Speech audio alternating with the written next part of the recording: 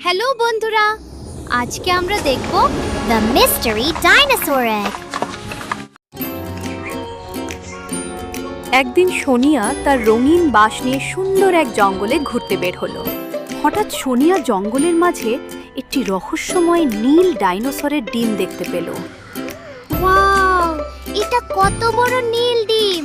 ডিমটির পাশে একটি ছোট ডাইনোসর কাঁদছিল। তুমি কাঁদছো কেন ছোট্ট বন্ধু?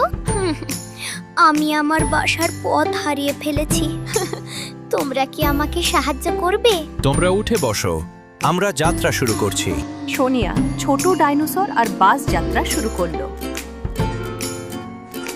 চলো আমরা রংধনুর সেতু পার হই।